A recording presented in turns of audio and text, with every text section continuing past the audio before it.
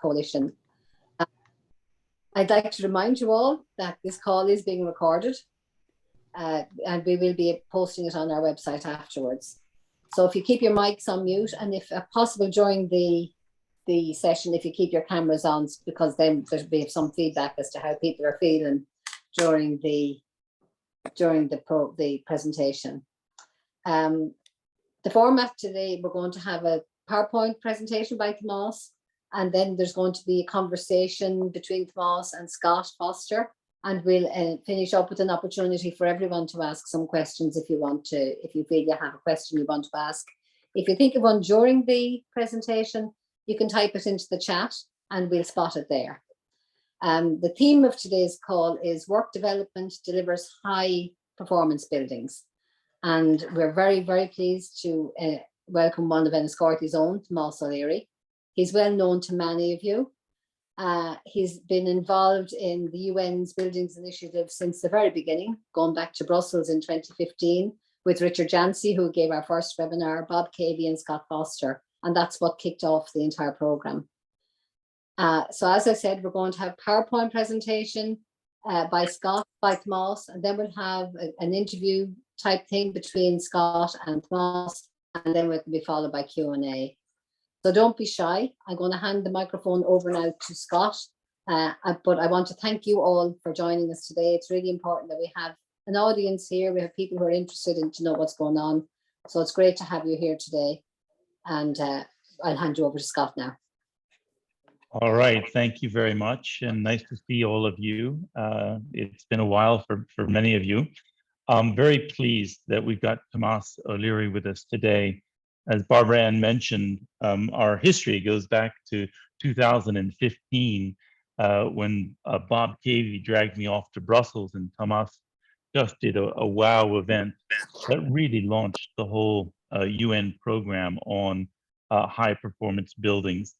We were focused on passive house issues at the time, but it's slowly expanded. Hi, so I would like to turn it over to Tomas. As Barbara Ann has said, he will start with the presentation. I am going to ask some very tough questions afterwards, but during that process, if you've got questions, either raise your hand or put a question in the chat.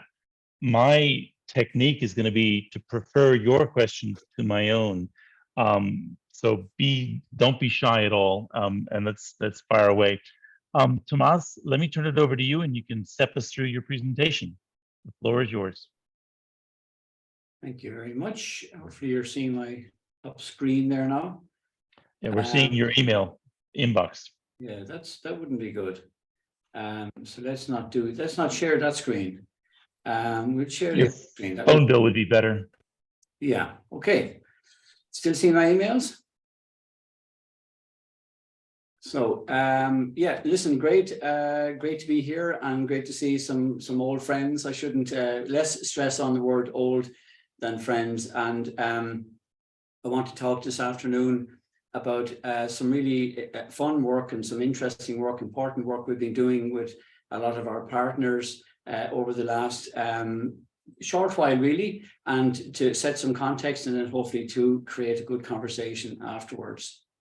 So really, it's about the role of an educated workforce to help us deliver on this challenge of climate change. There's often a lot of photograph about that famous meeting that took place in Brussels, and the photograph on the left here, some of you can see yourselves, and some of the attendees of this call are actually in that photograph, which is taken back in Brussels in 2015. And on the right, myself and Scott at the UN in Geneva. So that's just a bit of a flashback by, you can see Bob kind of hiding behind Patty there. We'll come back. Bob is good at hiding in photographs, you'll see later on. So this is where I'm very fortunate to live. It turned out to be the first certified passive house in the English-speaking world. Nobody working on that project had any clue what they were doing at the time, and a very steep learning curve. Currently, we're doing a 550 unit affordable housing scheme in Dublin. That's actually on site at the moment. It's my virtual backdrop. In 2017, we were involved in, as the Passive House experts, if you will, on this, what was then the tallest Passive House building in the world. We're now the Passive House consultants on what is likely to be the tallest, biggest, largest Passive House building in the world, 48-story project in London. Could have been taller, but it's on a flight path. And, you know, the point about all these projects is that they all have to be designed, they all have to be specified, they all have to be built, they all have to be delivered, you know, by crews. And so that requires a fair amount of expertise and training and education.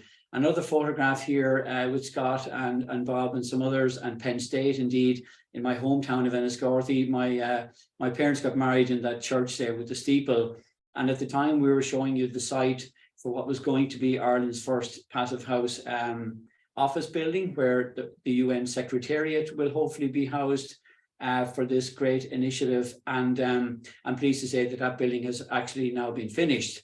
I was down on site there yesterday, and it's looking rather splendid, I have to say. And so sort of really pleased to sort of bring you that project.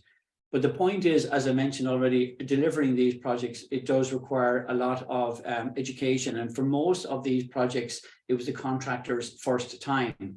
It was their first time taking on such an ambitious project in terms of, you know, insulation, thermal bridging, air tightness, vapor control, all of the stuff that we talk about so well.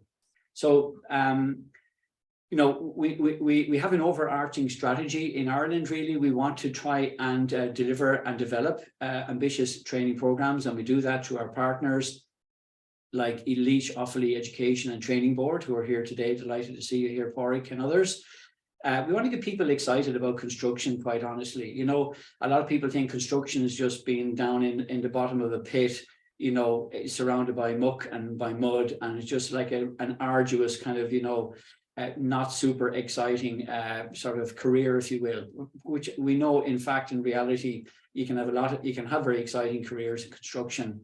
And we need to increase productivity. We have a housing crisis.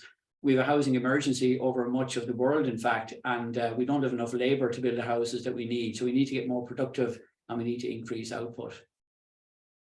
So we've been training contractors and professional, you know, designers and so forth for many years. But I just want to show you two quick examples. So this is a Passive House office building that we certified, Mossart certified in Northern Ireland. It finished about 18 months ago. It's the world's largest Passive House premium education building. Contractor had never done passive before. So we're on site. We're delivering training in air tightness and vapor control. And, you know, they're all pretty nervous because they've got to hit a big number and or a low number, should I say. And we're teaching them here the details. We're very much hands-on. So we talk about the theory, but we also talk about, you know, the practical. And I looked around the room here and I could see a lot of nervous faces. And I was imagining, you know, what they were thinking, essentially. So how do we get on in the end? Well, we got a fantastic result because one of the greatest measures of quality of build is the air tightness test result. It's a physical test that we do to the building, and it's a number that we can use to represent, you know, how well sealed the building is in terms of vapor control and drafts. And so fantastic result. And here I'm presenting the plaque to the Northern Ireland's First Minister, Arlene Foster. I had never met her before. And so that was a big deal. So that's an example, if you like, where we're training people on site to deliver a really good project. Another example is on a retrofit project I want to show you. This was on a affordable housing retrofit project of a very old apartment building that we basically renovated to the Passive House standard. On the left, we're delivering theory.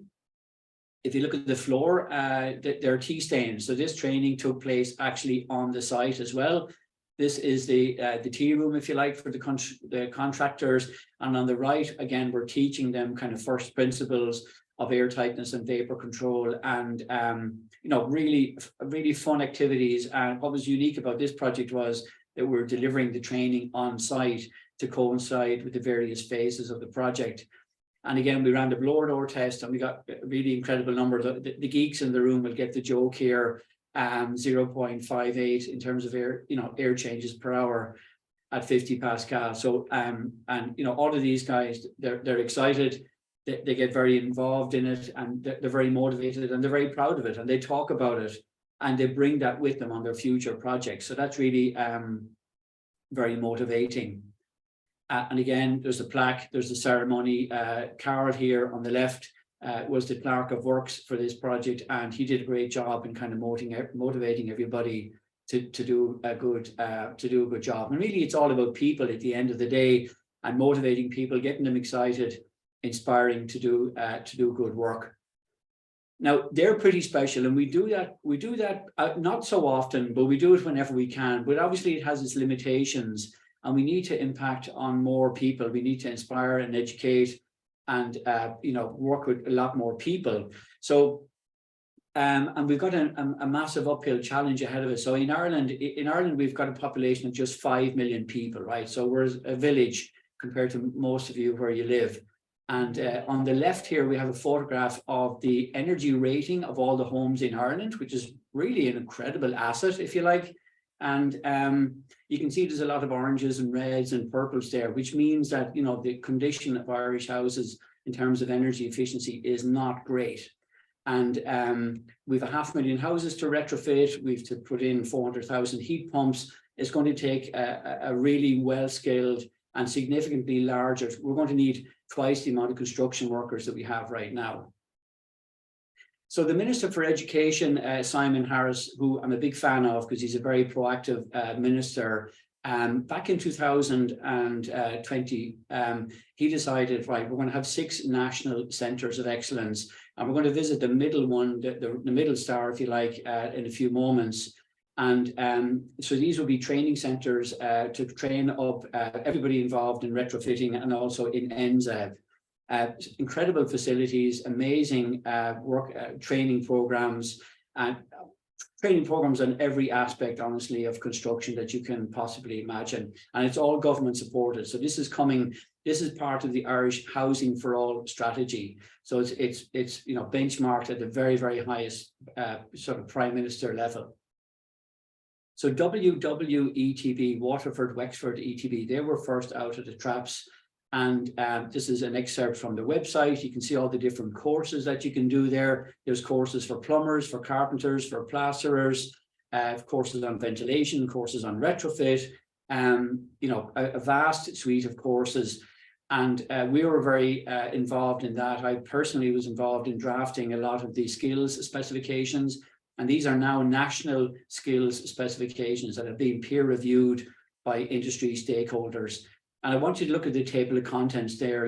After introduction and principles, we're straight into building physics. So like all of these training programs are on a bedrock of really, really good building science, right? So we're not just teaching people how to do things, we're teaching people why to do things in a certain way. That's really important. And we really feel that we're pushing a really, really high standard in terms of all the education programs. So I want to take you on this very short tour now of the Laois Offaly Education Training Board's facility. This is just a very small part of that. I just press play here. Welcome to the National Construction Training Centre in Mount Lucas in the heartland of the Midlands of Ireland. We want to give you a short tour of the training opportunities that we have here. When you come in, you first of all get to see all the principles, the key principles of any high-performance building, whether it's new build or retrofit. And this really is the Latin cave of training facilities for NZEB and for retrofit. We've got lots of examples of heat pumps. We've got rigs here which can teach you the principles of air tightness and vapor control. You're dealing with window penetrations, service penetrations, attic hatches, sealing up all of those things. We've lots of exemplary wall sections as well. We've taken the cover off some heat pumps, so that's all very exciting. We have lots of ventilation bays here where you can learn the good principles of ventilation, lots of different ventilation systems, heat recovery ventilation, CMEV, MVHR, all sort of options you can ever imagine. And then we've got how to ventilate existing buildings as well, because you may not want to put a mechanical system, a centralized mechanical system, you may want to have a natural ventilation system. So again, you can experience all of these things here in the National Construction Training Centre. So as I mentioned, that's one small part of the training centre at Laois Offaly. Now we're also, Laois Offaly Education Training Board, they're always very keen to find out what does the industry need. Now, it's very interesting, the people in the photograph here, they are all of the main contractors in Ireland who are going to retrofit these 500,000 houses, right? So a lot of pressure on these people, a lot of business as well, of course, a lot of business opportunities and a lot of employment and a lot of innovation and so forth. And they told us what they want to learn. So on top of their list is teaching contractors, teaching tradespeople how to externally insulate buildings. Now, some of you, that may or may not be relevant to where you're living, depending on your climate and or your construction type, but EWI, or external wall insulation, there you can see is top of the list. 5 is kind of super important and 1 is less important. So in the training centre, we actually have a full-scale house. So this is a little bungalow. And these guys that you're seeing here, this is the first time they've ever done this. And by the end of the day, they've actually fully insulated a kind of a standard sized home. And then they work on this for about 2 days and the whole thing is stripped off. And when a new crew come in, you know, they repeat it all over. And they get all the very good theory on building science, and then they do all the practical stuff as well. So the scale of the rigs, it's as close to real world experience as we can give. And here's Scott. Scott was in ETB's training centre a good few years ago. We're training him here on air tightness and vapor control. So you know, you can see it's kind of very much a hands-on experience there. Scott is and Scott didn't stick his tie to the tape, which is actually rather good, I have to say. Wearing a tie and doing air tightness and vapor control can be a bit of a challenge. Now, I mentioned already that we have a housing crisis and we have a labour shortage. So we're going to have to sort of really embrace what we call MMC, or modern methods of construction. And just like when you buy a car nowadays, you know, you buy it fully assembled, you hop in the car and off you go. And we're starting to develop these kind of construction systems in Ireland now. This is a passive house project that we assembled in 90 minutes. It's made in a factory, but it comes with the exterior plaster, it comes with the windows fitted, it comes with the ventilation system installed. We leave the internal finishes to be done on site. And but it came in 6 components. The house is designed in such a way that the components will fit on the back of a truck. I love this photograph here. So this is the video. The roof is being lowered into place. The insulation is in the attic. The roof tiles are on. The photovoltaic panels are in. And it's really amazing. Even though we'd worked on this for a year in terms of design and detailing and all the rest of it, to actually see this happen in reality was really quite extraordinary. And we think that's the future for construction. So I have 2 more slides, Scott. So LOETB, along with SOLAS and the Department of Further and Higher Education, have embarked on a really exciting project, which is you know, advancing very, very rapidly. What you're looking at here is a national demonstration park for modern methods of construction. So in the same place that you saw the walk around a few moments ago, in that same park will be something like about 10 or even 12 full-scale dwellings, which are going to be assembled using modern methods of construction. And you know, so these are some examples of the houses now.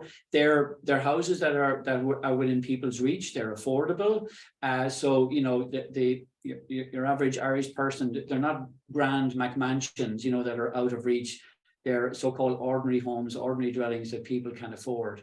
So I suppose, Scott, I'll finish on that. That sort of gives a snapshot of the journey that we've been taking with some of our partners and collaborators, and it's been hugely exciting and hopefully interesting for you guys to see today. So I'll stop sharing now, and thank you very much for that, Scott.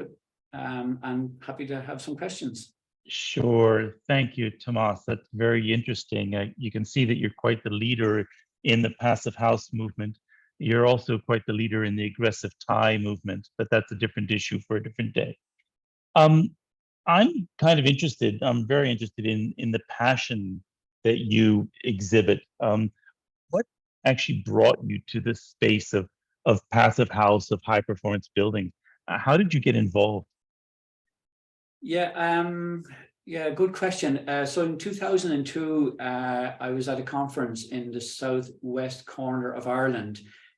So, 21 years ago or so, and there was a Swedish architect came to Ireland to talk about passive house and building science. And I was practicing as a landscape architect at the time, and I was a partner, a director in an architectural firm, but I wasn't involved really in that side of the business and the architecture side of the business.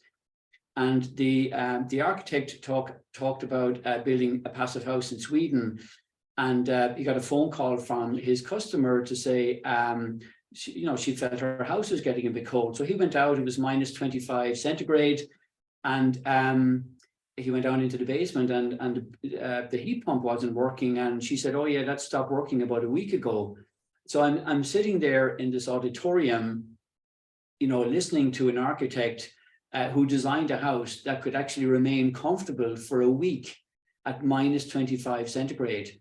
And I actually left the auditorium after the presentation, and I phoned my wife, who's looking after our 1-year-old at the time, and said, we're moving house, we're selling up, we're going to build one of these passive houses. And I was captivated by that story. And I was in an education event, I was in a classroom, I was inspired by this Swedish architect. And honestly, I've met that Swedish architect several times since, and I sort of genuflect in front of him. It's kind of a joke now between us. And so I suppose what I'm trying to do now in my work, and what everybody on the call here does in their daily work, is try to get others excited about high performance. And if you see an example, Scott, if you see something that somebody has done and you hear a story like that, it's so captivating. So that's really what lit the spark. And so I had a complete career change, and I've enjoyed every second of it, of my time since then. All right, well, thank you. Minus 25, that's pretty impressive. Yeah. You showed some materials that had tables of contents and building science, and it's all founded very strongly.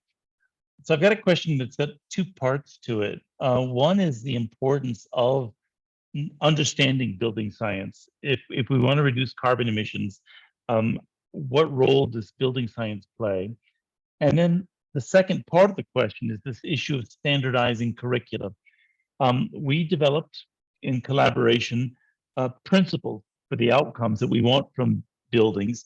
But if I'm in Rio de Janeiro, or I'm in Dublin, or I'm in St. Petersburg, although I can't go there anymore, there are different standards or requirements. How do you standardize a curriculum based on this common science that's the foundation for what we're trying to achieve?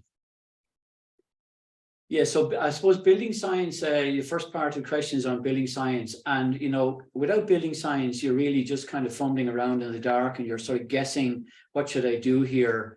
And, we've got to reduce the energy demand of buildings. We've got to make buildings comfortable. We've got to make buildings healthy.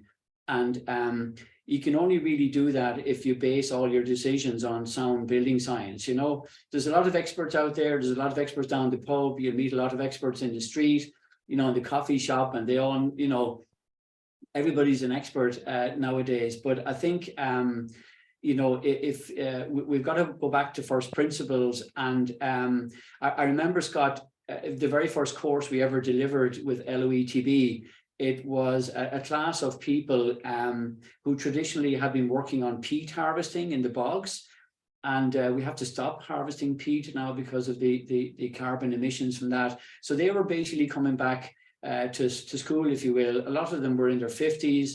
And I was teaching them, the first day of their first course, and it was building science. And I was quite nervous because they were coming in and they were weather beaten, and, they had welts on their hands like potatoes, and but they fully embraced it, and they got it, and we had some great conversations, and they understand how mold happens, and they understand now how to get condensation in their homes, and why they don't have good air quality or whatever. So I find but there's a certain skill set in delivering building science. There's a certain skill. You don't want to you don't alienate people and make them feel like they're drowning in physics. You know, you want to actually give people a good bedrock, but also make it digestible and make it kind of understandable. So I think building science is crucial, I really do. And then on your second question of standardization, you know, there are certain objectives that every building should provide. So it should be resilient, it should be comfortable, it should be healthy, it should give good indoor air quality, it should be comfortable in summer and winter, you know, and it should pull on the grid as little as possible. Those principles, I think, are applicable everywhere.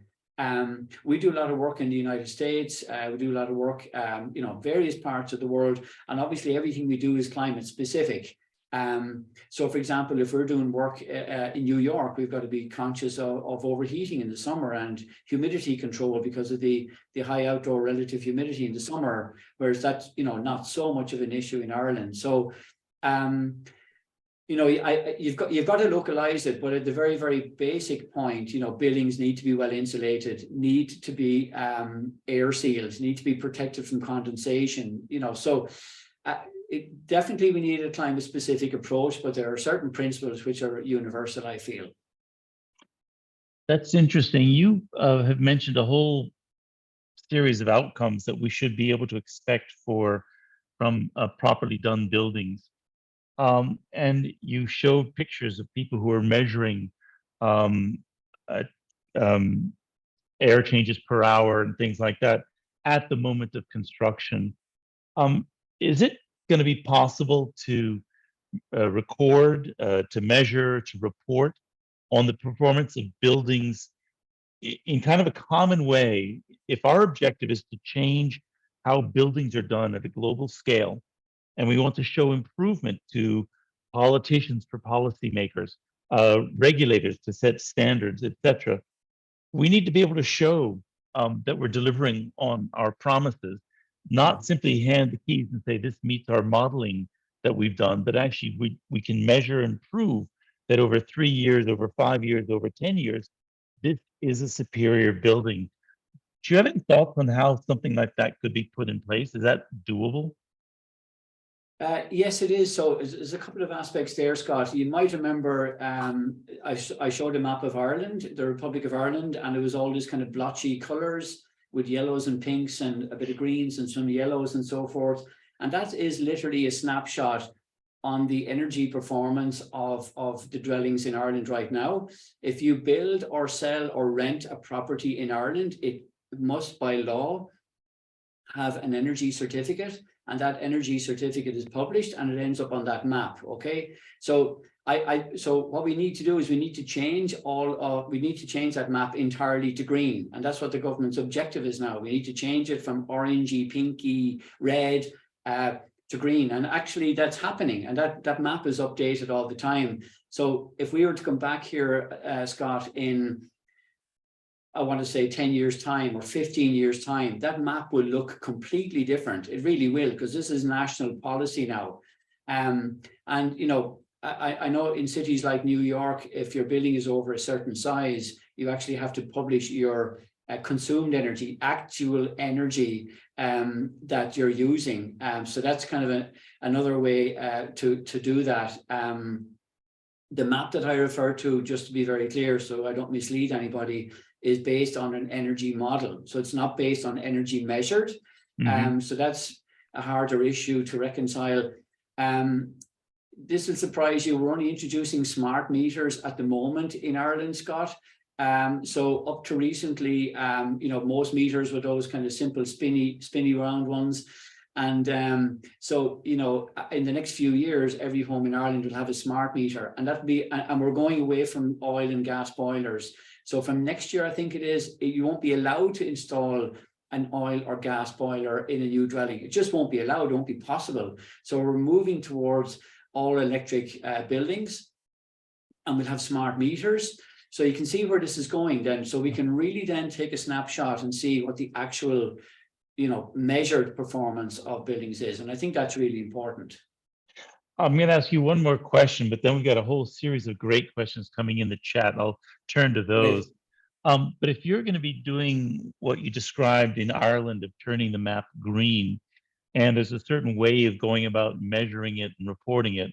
I imagine that that'll be common in the EU, that there would be similar approaches because it tends to be driven from a Brussels policy framework.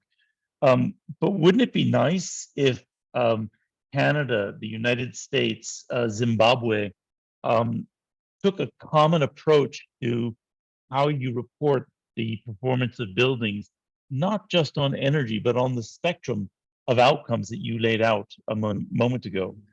Is that completely naive on my part? Yeah, I mean, I think, you know, the one thing, Scott, that has at times frustrated me, but now I'm kind of older and mature and kind of understand why that is. It takes a hell of a long time to turn around an industry like construction. Like, I started my journey in 2002. We're now in 2023. And, you know, it's you know, a quarter of my life probably, right, has been spent pushing this really hard as I can, you know, do, right? And, you know, the impact that one makes is tiny. It's absolutely tiny. And so that's why, you know, the BAC initiative, you know, is so important. We have to get everybody behind this. And so to answer your question maybe more directly, I think, I mean, if we just take energy efficiency, the operational side of energy efficiency, you know, the people in this room now are probably represent some of the greatest thinkers, the greatest thought leaders in this area globally. I don't think that's too much of an exaggeration, right? And you're talking about the tip of the tip of the tip of the iceberg, right? Then we have the whole embodied energy. We're starting, if you ask me honestly, Scott, the biggest change that I've seen in Ireland in the last 2 years is everybody's now starting to think about embodied energy. They've almost moved beyond operational, because they say, right, we get the operational side of things. We think we have that figured out. We're on the path. That's good. What's next? So next is the embodied energy. We don't know how to do it yet, but we're actually aware of it, and we're starting to measure the operational side of things. By the way, the carbon emissions from the embodied side are roughly equal to the carbon emissions from the operational side. So it's really scary. If you only look at the operational side of things, you're like only looking at one side of the coin. Then we'll probably move on to other things just briefly about water, interconnectivity, communication, all of that other stuff. It's just like, you know, it's like hurdle after hurdle after hurdle. And that sounds very negative. I don't mean it to sound negative. But you know, we've got a long way to go, but the wind is at our back, definitely. And there's great spirit behind us now, I think. It's a long series of opportunities, not obstacles. Let me go to the questions from the chat room, and they are piling in. So please, I encourage everybody to go ahead and ask. The first one's from Andrew Simmons at AECB UK. What are your reflections on the use of PHPP versus the national calculation method, SAP in the UK, BER in Ireland, and so forth? Does using PHPP create a barrier for further scaling up adoption of passive house rigor in design and construction for a country's mainstream, meaning both the government and the industry? Do you have thoughts on that? Thanks, Andy. Nice handy one there.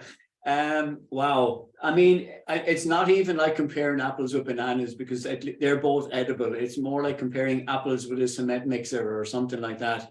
And so, I mean, the thing about it is, you know, the national instrument that we use to model the energy efficiency of buildings in Ireland and in the UK, you know, it's a crude instrument, but it does what it was intended to do. But it's not as accurate as some of the more sophisticated models, like, for example, PHPP, which Andy mentions. But to do PHPP, which is a more accurate model, it needs more expertise. It takes longer. It's going to be more expensive. Is the customer willing to pay for that? And I think, I mean, Andy, just without drawing everybody into the weeds here, I've been saying to Passive House Institute in Germany that we should be able to model buildings using the Design PH tool, right? So, and again, without sort of boring everybody, that's a fairly quick exercise, and it's a sort of a simplified PHPP that could sort of be maybe a sort of a halfway house, if you will, rather than doing a full PHPP analysis. But you know, we're sort of caught between something that's kind of quick and easy and affordable and, you know, repeatable, and something that's more niche and fine-tuned, and there's a constant tension there between those, and I don't know how we can reconcile those. It's something that, you know, it's a sort of a bugbear of mine, it has been for a long time, but we need a lot more time to tease out something like that. Sorry, maybe Andy, we can have that as a maybe we can have that as a dialogue, because it sounds like an interesting opening for further exploration. I'd like to move to another question from Richard Orr, Riverside Homes. In addition to the compliment he paid you, Tomas, he's talking to the housing crises and the need for scale in Ireland. His question is, how does Passive House play a role in getting to that scale nationally? And is the retrofit home that you showed affordable at scale? Oh, a couple of questions there. So first of all, I mean, Passive House is no slower than building regulations. We're very, very lucky in Ireland now that, you know, building regulations and Passive House are really very closely aligned. They really are. They've all got triple glazing. They all need air tightness. They all have some sort of mechanical ventilation system. They all need to think about cooling in the summer. So we've actually moved on in Ireland, at least anyway, from the discussion of, you know, is Passive House slower, quicker, more expensive? It basically, you know, the scheme in my virtual backdrop, Scott, you know, is a scheme of affordable houses, right? By a government department, the Land Development Agency. Is being delivered at zero extra cost. That's zero extra cost for certified Passive House standard. So we're fortunate in Ireland that the building regulations are so relatively good at this stage that, you know, we're in pretty good nick.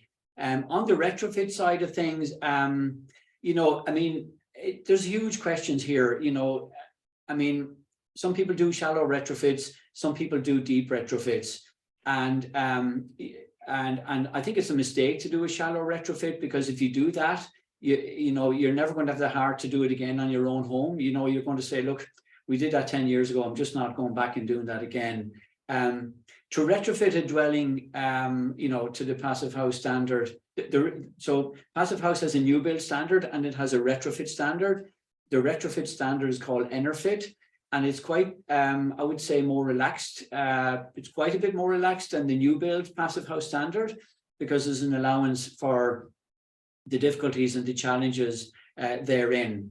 So I got to be honest, you know, retrofitting every dwelling to the Passive House EnerFit standard, it's not going to be possible. I'll just say that outright. But we can apply a lot of the principles and use building science, and also, you know, aim to provide good comfort, good air quality, but don't make the mistake of doing a shallow retrofit, because you get caught between two stools and you'll end up spending a lot of money and not being very happy with the product. I'd like to react to that, because one of the notes I took when you were speaking was on the financing front and finding a way to who's going to pay for it. And if people could just pick money off of a tree and do this, they certainly would. But last I looked, money doesn't grow, at least on my trees. Therefore, looking at the spreadsheet that everybody uses for the economic justification and finding ways of capturing money flows that are not only the energy efficiency savings, but it's about the energy efficiency, it's about the health improvement, it's about the carbon efficiency, and finding a way to secure multiple revenue streams that can support the financing. You suddenly grow your retrofit market enormously. And I don't think we've cracked that one yet. Yeah, no, we haven't. And, you know, we've got a labor shortage issue. You know, I mean, we've 500,000 houses to retrofit. You know, who's going to do that work? And, you know, to what standard is it going to be done? And, you know, all houses are different shape, different sizes, different conditions. Where, you know, do you need to decant people? Do people need to move out in order to retrofit the homes? That's not going to be possible in a place like New York City. You know, we have homelessness. I'm sorry to say, we've a housing crisis in Ireland. Where do you move people out of? You know, where do you move them to when you're doing this very, very deep retrofit? So it's hugely complex, and in the national demonstration park that I mentioned earlier on, we're not only going to look at new build, but we're actually also going to look at retrofit. So we're going to build some old homes. Scott, you might find this a bit funny. We're going to build some old houses, and we're going to demonstrate how we can use modern methods of construction to retrofit those houses externally. So basically putting a woolly hat, if you like, over the homes. That's something that we're exploring and experimenting with. But the retrofit challenge is enormous. It really is. And and that's where the big challenge is. That's where we've really got to focus our efforts on. Okay, I need to get back to the chat because the questions are piling in faster than we're dealing with them. The next one is from Lindsay Brudson from Best, Scotland. And again, thanks for the presentation. How are you reaching out to the small and medium enterprises for the national training academies? They're finding it implementing change is hard in Scotland in particular because the supply chain is so fragmented. How are you addressing that challenge? So the number one objective, I think, in all of these training centers, these centers of excellence, is to get as many people in the front door as you can, because a lot of people don't know what they don't know. And if we can get somebody into that training center for a half a day or a day, the shortest course we have is a day long. I can guarantee you, just give us anybody for a day and surround them with the rigs and the experiences and the materials, and they're going to leave inspired. The chat at the coffee, the chat at lunch, the chat in the car park is just amazing. And we're seeing a lot of repeat customers. So people come along, they take a training course and they go on to do another one. So that's on, you've got to get them in the door. And what LOETB and WWETB and other ETBs have found out is the person doing the marketing, the person doing the outreach, the person managing the website, that's a really, really crucial role, because you can have an amazing training center, but if you don't get somebody darkening your door, you don't get past the get-go. On the supply chain, Scott, again, we're actually quite fortunate in Ireland, and I'm very conscious of that here today, listening to the questions and seeing the questions in the chat. In terms of pretty much all the products you can think about, the air tightness products, the window products, the insulation products, heat pumps. I mean, you can pretty much get anything you need here without a whole lot of difficulty, to be honest. So I don't think I could describe the industry as fragmented. At least that's not my sense. Maybe some of my Irish friends here would disagree with that. But my sense is that if you can get pretty much what you need here. Obviously, there's been a huge spike in construction materials costs. That's another challenge, of course. And that's putting off a lot of developers doing construction work now because materials are so expensive. But as regards fragmentation, I just don't sense that that's a big issue here. Okay. Next question comes from Rob in Vancouver, Rob Bernhardt. And I'm going to add a little supplement to his question. His question is, how many people does Ireland believe it should train every year if you want to meet the targets of the transition? Can the system that has been put in place manage that volume of students? The adder I would like to add on to it is training the objective? How do you know that you've had an enduring impact on the people you've trained? Are they actually going out and applying the lessons that they've learned? How can you make sure that that's happening? Wow, you don't have to throw in 4 or 5 more questions there just to kind of test my memory. I got 4 more here coming up. So I'm going to work backwards, and then hopefully I can remember what Rob was asking. So how do we know we're making an impact? I tell you, Scott, one in 100 learners come in, right, with arms folded, eyebrows down, very sullen looking, very skeptical. They sit at the back, manifesting, extreme pissed offness, right? And if we haven't sort of melted them by the tea break, they're definitely all in by lunch. It's like the most hardened, cynical, negative naysayer is just like just buys in, quite honestly, right? So how do we know we're having an impact? before I come to Rob's question, another thing we might be interested in, Scott. So every time I run a class, I ask the guys, what kind of air tightness are you getting these days, you know? And about 5 years ago, that was, you know, oh, we're getting around 3, we're getting around 3.5. And then, you know, a year later, we're getting around 2.5. And then, you know, more recently, oh, we're getting between 1 and 2. And then you have people like Michael Bennett, who's been building Passive House, you know, forever, and he gets 0.3. And, you know, when you hear contractors in a classroom and you can actually hear the number coming down, that's really, to my mind, the ultimate test of build quality, because it's something we physically measure. Then we know we're making the impact. So coming back to Rob's question, how many people do we need to train? I mean, every government report that you read, Rob, you'll see a new number, right? But it's in the order of, and please, some of my Irish colleagues help me out here, Pádraig Bolden maybe, or somebody. The number that comes to my mind is maybe 30,000, 35,000, you know, drilled. We need drilled, skilled, trained construction workers, right? Do we have the capacity? So there's going to be 6 centres. 3 are up and running now. 2 are under construction, and 1 is in planning. So I suppose you can do the maths yourself. The training centres that are up and running in Wexford and in Laois Offaly, they're busy.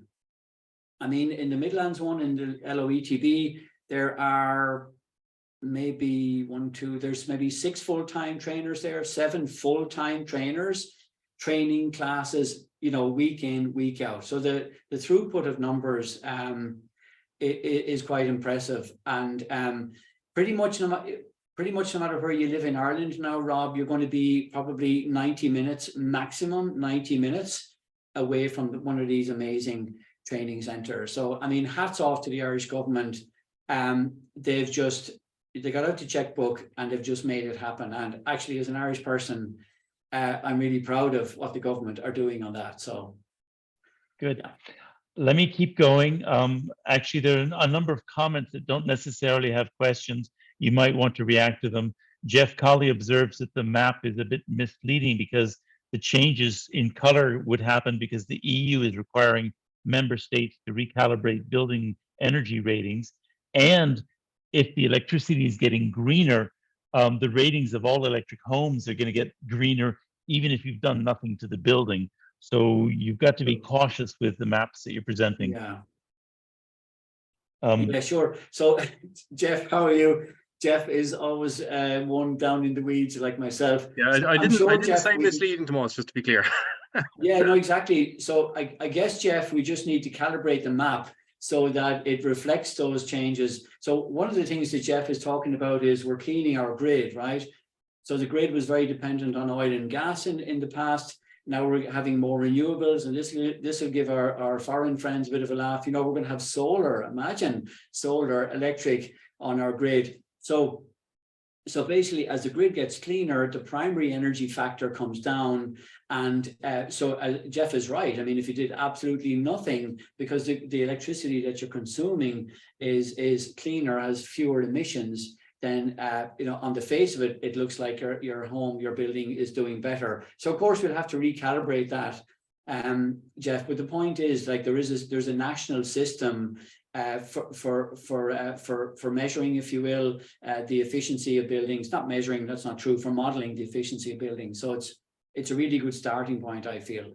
No, I agree too. It's just about kind of caveating it, and easier said than done sometimes. But you will have scenarios in some cases where you could have 2 identical homes on the market, and it's most pronounced if you have an all-electric home, where based on the age of the energy rating, not the age of the home, you could have, you know, 25% or more of a difference in the notional energy rating of the house, or in the calculated energy rating, based purely on when the rating was done, which is a curious one, you know. Yeah, true. That's so true. But it's not a bad starting point. If I think of all the other nations, all the other continents, all the other, you know, countries that we're trying to bring into the fold, For sure. Yeah. You know, where we're at is actually at quite a good stage. But I mean, you know, you're right in what you say. one other thing maybe to add to what Jeff is saying, and something that bothers me a little bit, household appliances are not included in the energy rating. So most people have a refrigerator, most people have a washing machine, most people, you know, watch television, but, you know, so there's a lot of imperfections, absolutely. So I don't want to kind of misguide people here, but it's, you know, it provides a comparative basis at least and a good starting point. Okay, I'm going to take another 3 minutes of questions, and I got to give it back to Barbara Ann, or she'll be yelling at me at the end.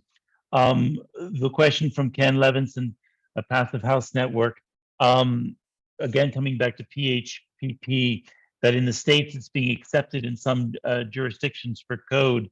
Do you see any code acceptance in Europe for PHPP? Yeah, so I think, Ken, I've heard anecdotally, and I've read some reports that it's accepted in some cities and some regions. If I'm honest, I don't see it being accepted in Ireland. I would love to be proven wrong on that. And the issue we have in Ireland is that all the European member states are signed up to what we call the EPBD, the Energy Performance Building Directive, and that's part of a whole kind of continental movement, which is kind of using a similar, you know, slightly nuanced country to country, but so, you know, broadly similar approach to measuring the energy performance of buildings. I mean, to give you a practical example, Ken, so this unit in my, this visual in my virtual backdrop, that's got 550 apartments, right? So for building regulations, every one of those apartments needs to have its own airtightness test, right? So that's 550 airtightness tests in that scheme behind me, okay? If passive house standard was to be allowed by building regulations, in other words, if that was an alternative, if that was a choice, there's only 11 blocks of apartments, so it would be 11 tests, not 550 tests, right? So there's lots of examples actually where using passive house, using PHPP could actually be a simpler process and could lead to efficiencies and reduce costs while not at all compromising on quality. So I don't know, I mean, it would be like a dream come true for me if that were the case, if PHPP were to be accepted as an alternative. Unfortunately, the last 20 years in this space has I don't know, as I'm not hard and cynical or anything like that, but it just I don't know if I'll ever see it. Real quick, there's a number of questions that are coming from people who've asked questions before. I'm not giving them a second shot, so I'm only going one question per person. I'm hoping that Barbara Ann will be able to capture the chat because there's some really good questions. We're going to finish with two quick ones. One from Amy Cornelius. Did you end up building and designing the mobile training bus? Another one from Naomi Beal of Passive House Maine. How long are the on-site trainings? Is that a one-day workshop? And then the final observation is Sarah Miley has provided a response regarding the training that might be required. That's in the chat. Tomas, those two questions. How long?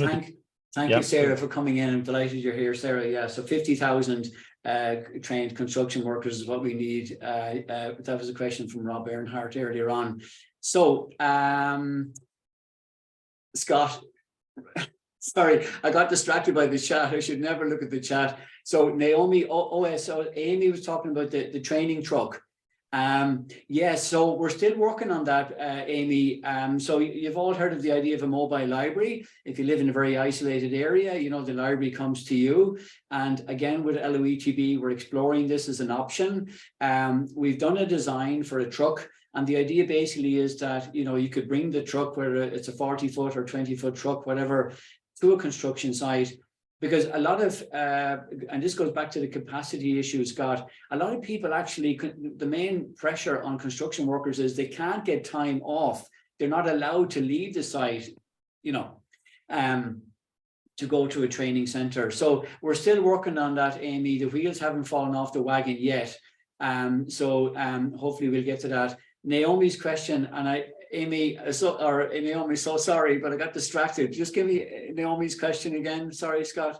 Is that a one-day training? Your on-site training? Is that a one-day workshop?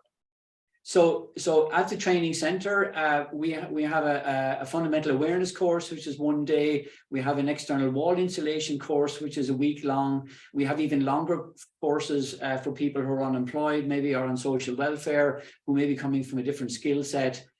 So the shortest course. But Tomas, I just meant that when you're going on site for your construction teams, Sorry, yes, Naomi. So the retrofit one that I showed you, we actually we delivered, I think, 5 days on site. It was really interesting. So we delivered a day on insulation when they were insulating the building. We delivered a day on air tightness and vapor control during that phase of the project. We delivered a day on windows, at that phase, and it was really, really interesting. So we had theory in the morning. And then we had practical application, really doing the work in the afternoon. This was with the actual guys and girls who were doing the work. So I would say for that retrofit project, it was a 5-day program. And at the end of it, by the way, they did an exam set by the Passive House Institute and got an international accreditation from it. The one in the big circular building, that big curving building, we were there for a full day. And honestly, a day is impactful enough. It depends on what you're trying to get across, but if you're trying to get across air tightness and vapor control, if you can give us a crew for a day, we'll scare the living daylights out of them enough that they can get a good result. All right, I'd like to stop it there. We're a bit over time, but we're good. Tomas, thank you very much for your time and for your passion, as well as for your answers to the questions. I'd like to thank everybody for your attention. And I'd like to turn it back to Barbara Ann for closing. Thank you so much, Scott and Tomas. It's been most interesting. We've learned a lot in an hour, and there's lots of questions in the chat, so we'll be downloading all of that. We have recorded this webinar, and it will be on our website when we have our website back up and running. So there will be a link to it on that. I really want to thank you all for coming today, because having the audience and having the questions really makes the afternoon so much more interesting. And we will be having our next BAC learning on Wednesday, the 10th of May. And it's the same time as today. So 4 p.m. London time, which is 11 East Coast time. And is that 8 a.m. in Vancouver? So, and Naomi Beale from Passive House Maine will present in the challenge of rural retrofit on that webinar. So we're all looking forward to that. So listen, everybody, thank you again for coming on. Have a great day. Slán. See you next month. Thank you all. Bye-bye. Bye, everyone. Great, Tomas. Good to see you, Richard. Yeah, Good to see you, Jeff. cheers. Cheers. Well done, Hi, Scott. Michael. Thank you both. Oh, Michael, how are you? How's it going? Great stuff. Thanks a lot. Take care. See ya. Thank you, everyone. Jeff. No, we're not too bad. We're down to just ourselves. You can stop recording. Sorry, I have to trip out that.